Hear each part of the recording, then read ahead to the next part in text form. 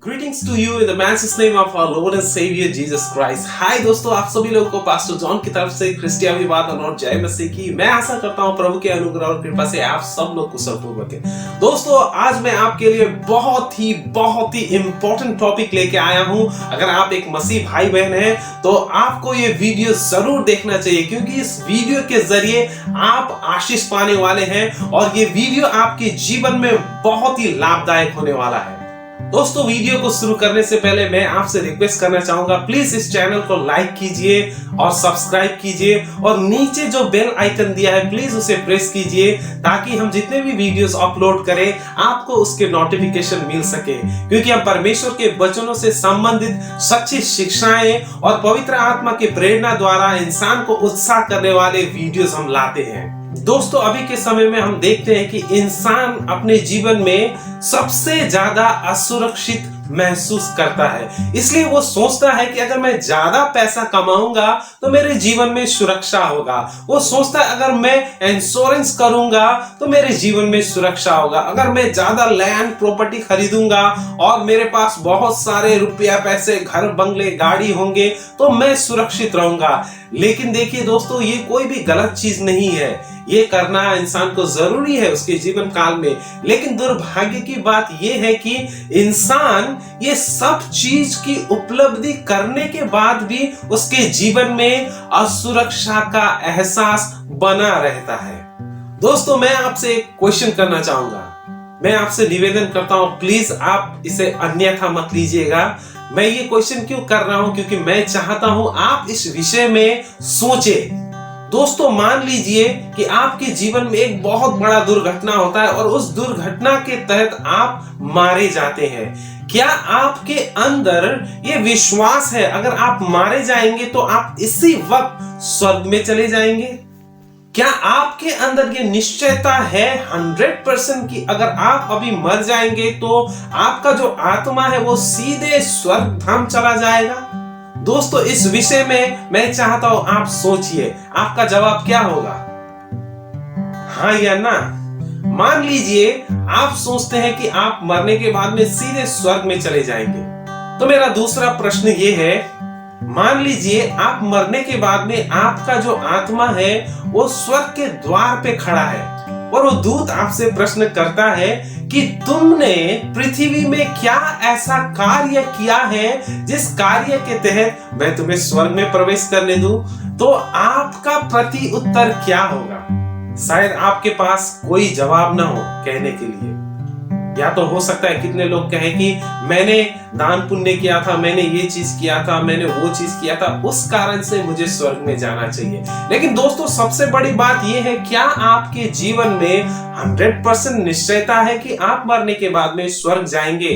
अगर नहीं तो इस समय आपके लिए मेरे पास बहुत ही महत्वपूर्ण एक संदेश है, जिसके द्वारा आपके जीवन में आप निश्चयता पा सकते हैं। देखिए दोस्तों, हमें बचपन से सिखाया गया है कि पाप मत करो।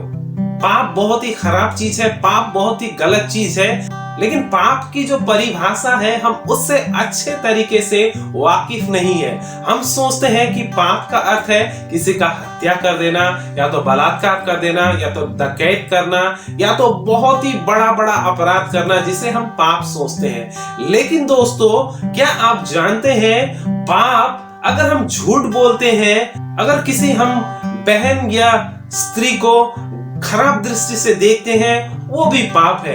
अगर मान लीजिए हम हमारे मित्र के एक कलम भी चुराते हैं, वो भी पाप है। अगर हम हमारे जीवन में अनाज्ञाकारिता है, हम हमारे पेरेंट्स की बात नहीं मानते, हमारे टीचर्स की बात नहीं मानते, तो ये अनाज्ञाकारिता भी एक पाप है। दोस्तों, आप सोचिए, क्या आप कभी भी गुस्से नहीं हुए होंगे? क्या आपने कभी भी किसी के तरफ गलत दृष्टि से कभी नहीं देखा होगा? या आपने कभी भी किसी को झूठ नहीं बोला होगा? मुझे लगता है कि हर एक इंसान ने अपने जीवन में ये चीज एक ना एक बार किया होगा। मैं भी स्वयं नहीं कह सकता कि मैंने ये कार्य नहीं किया है। तो दोस्तों, मैं आपको कहना चाहता हूं कि पाप का जो परिभाषा है वो सिर्फ इंसान को मारना, डकैत करना, बलात्कार, हत्या सिर्फ पाप नहीं है। लेकिन जब झूठ बोलते हैं हम, अगर हम किसी को धोखा देते हैं, अगर हम हमारे पेरेंट्स के बात को नहीं मानते, हमारे अध्यापकों के बात को नहीं मानते, तो वो सब भी एक प्रकार का पाप है। तो दोस्तों, अभी हमने देखा कि ऐसे छोटी छोटी चीजें भी जो हमारे जीवन में हम दैनिक जीवन में रोज करते हैं, ये सब चीज भी क्या है, पाप की कैटेगरी में आते हैं। तो दोस्तों, आप क्या सोचते हैं, अब आप दिन में कितना पाप करते हैं? जब आपने अभी पाप का परिभाषा जान लिया, तो आपको क्या लग रहा है कि आप दिन में कितना पाप करते होंगे? मैं मेरे एक दोस्त के साथ में बातें कर रहा था, वो बहुत ही जेंटलमैन और बहुत ही भद्र व्यक्ति है, और जब मैं उसके बारे में बात कर रहा था, जब मैंने उसे पाप के परिभाषा के बारे में बताया, तो उसने कहा कि अरे ये सब पाप है, तो शायद मैं तो दिन में 10 से ज्यादा भी पाप करता होऊंगा। तो मैंने मेरे दोस्त से कहा कि मान लो तुम दिन में 10 पाप करते हो, मैं 10 नहीं काउंट करता, सिर्फ मैं 5 पाप काउंट करता हूँ। मान लो कि अगर तुम एक दिन में 5 पाप करते हो, तो एक महीने में तुम्हारा पाप होता है 150। अगर मान लो तुम एक महीने में 150 पाप करते हो, तो 12 महीने में तुम्हारा पाप होता है 1800। अगर मान लो कि तुम एक साल में 1800 पाप करते हो, तो मान लो कि कितना साल तक वो इस पृथ्वी में जीता है, 60-70 इयर्स। तो मान लीजिए अगर 70 साल तक आप इस पृथ्वी पे बचे रहेंगे, तो आपका पाप 1,26,000 पाप आपके पास होता है। तो दोस्तों देखिए, हर एक धर्मशास्त्र कहता है जो व्यक्ति पाप करता है वो कभी भी स्वर्ग नहीं जा सकता। तो आपको क्या लगता है, आप 1,26,000 पाप लेके क्या स्वर्ग जा सकते हैं? बिल्कुल नहीं दोस्तों, कोई भी धर्मशास्त्र ये आज्ञा नहीं देता कि पापी व्यक्ति स्वर्ग जा सकता है। तो अब आप सोचिए कि हम लोग अगर पापी हैं, तो हम कैसे स्वर्ग जा सकते हैं? हर एक व्यक्ति ने पाप किया है, वो परमेश्वर की महिमा से परे है। देखिए दोस्तों, अगर इस पृथ्वी में सब लोग पापी हैं, तो एक पापी व्यक्ति कभी भी दूसरे पापी व्यक्ति को मुक्ति नहीं दे सकता। मान लीजिए अगर कोई एक व्यक्ति अंधा है, अगर उस अंधे व्यक्ति को रास्ता क्रॉस करना है, तो दूसरा व्यक्ति भी अंधा ही उसे अगर रास्ता क्रॉस कराए, तो वो दोनों क्या हो जाएंगे, एक्सीडेंट हो जाएगा और दोनों लोग ही मारे जाएंगे। तो दोस्तों, एक अंधे को अगर रास्ता क्रॉस करना है, तो एक आंख देखने वाला व्यक्ति जरूरी है कि उसे रास्ता क्रॉस कराए। दोस्तों यहाँ पे देखिए, परमेश्वर का वचन कहता है कि हम अनुग्रह के द्वारा बचाए गए हैं, हमारे परिश्रमों के द्वारा नहीं, हमारे क्षमता के द्वारा नहीं, हमारे टैलेंट के द्वारा नहीं। अगर हम अपने क्षमता के द्वारा अगर हम उद्धार और मुक्ति पा सकते हैं, अगर स्वर्ग में जा सकते हैं, तो हम घमंड करेंगे।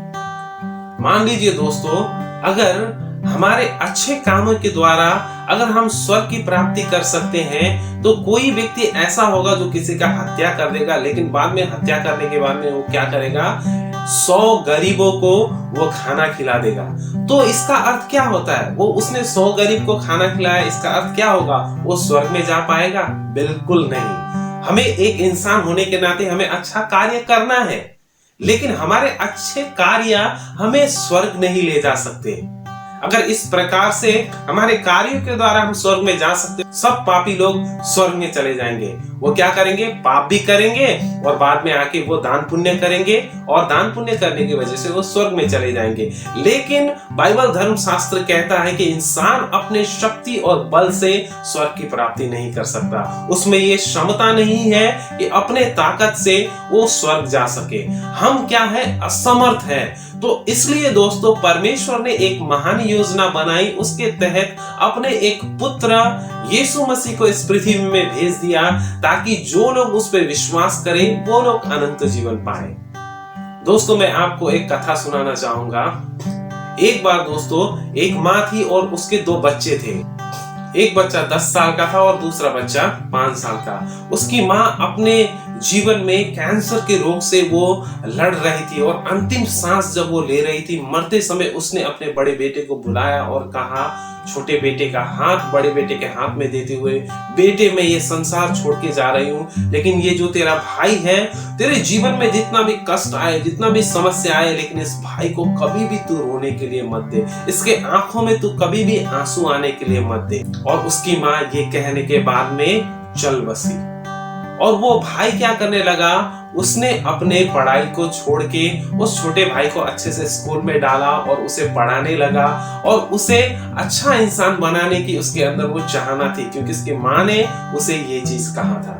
लेकिन जब उसका भाई बड़ा होते हुए चला गया, वो भाई बड़ा होने के बाद में क्या होगा, स्कूल में जब पहुंच गया तो खराब फ्रेंड सर्कल में आने की वजह से वो खराब आदतें, खराब लत वो सीखने लगा और अंत में वो दोस्तों के साथ में क्लास बंक करना, वो बाद में सिगरेट वगैरह पीना और जुआ ताश खेलना, ऐसे संगतों में फंस के बिगड़ गया। एक दिन जब वो अपने दोस्तों के साथ में जुआ ताश खेल रहा था पैसा का, अचानक अपने दोस्तों के बीच में मतभेड़ हो गई और मतभेड़ होते समय एक दोस्त ने जब चाकू निकाला, चाकू जब खींचातानी करते समय उस भाई के हाथ से उसके दोस्त के पेट में चाकू लग गया और जब वो चाकू लग गया तो वो जो दोस्त था वहां पे गिर गया और वो बहुत ही डर के मारे क्या हुआ, वो वहां से भागने लगा। सब लोग भाग गए उसे छोड़ के और जो भाई था उसके हाथ में चाकू था, उसके शरीर में पूरा लहू लगा हुआ था और वो दौड़े जा रहा था क्योंकि उसका दिमाग काम नहीं कर रहा था। उसने किसी को चाकू मार दिया और अंत में जब वो दौड़ रहा था तो उसके दिमाग में ये बात आई कि अरे इस संसार में मेरा एक भाई है। और वो क्या किया, उसके भाई के पास गया और घर में जाके जब उसने दरवाजा खटखटाया, जब उसके भाई ने द्वार खोला तो देखा उसके भाई के सारे वस्त्र में लहू लगे हुए हैं और हाथ में खंजर है।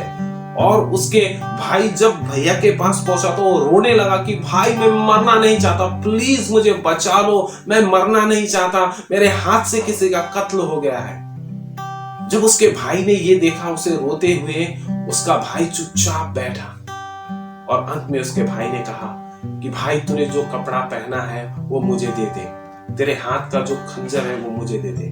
और उसके भाई ने क्या किया, उसका सारा वस्त्र पहन लिया और वो खंजर को अपने हाथ में ले लिया जो लहू लोहान था और भाई को कहा भाई तुम अंदर जाके बेड के नीचे छुप जाओ। और उसी समय जब उसके घर में पुलिस आया, पुलिस ने जब दरवाजा खोला तो ये देखा कि उसके भाई के हाथ में चाकू था और उसके सारे शरीर में कपड़े में खून लगा हुआ था। और पुलिस ने उसे पकड़ा और पकड़ने के बाद में उसे लेके चले गए। और दोस्तों उसके बाद में उसे सजाए मौत करार दिया गया।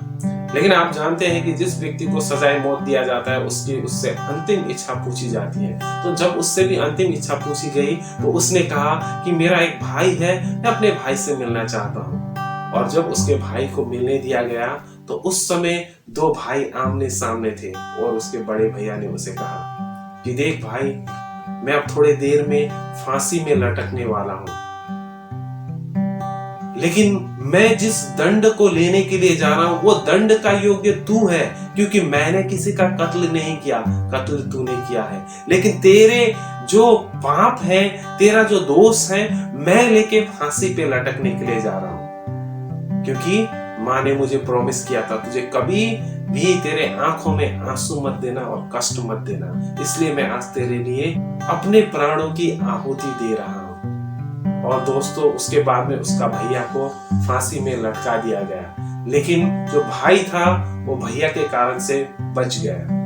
असल में उसने कत्ल किया था, लेकिन उसका भैया उसके दोस्त को लेते हुए वो फांसी पे लटक गया। दोस्तों आज से 2021 साल पहले प्रभु यीशु मसीह भी इस पृथ्वी में आए थे और वो हमारे पापों के लिए मारे गए। उनके पांव में, हाथों में कांटियों का दाग था और उन्हें सूली पे लटका दिया गया। प्रभु यीशु ने कोई भी गलत काम नहीं किया था, उन्होंने कोई भी पाप नहीं किया था, लेकिन उन्होंने सेम इस बड़े भैया का जैसा हमारे लिए उन्होंने क्या किया, अपने प्राणों की आहुति दी थी।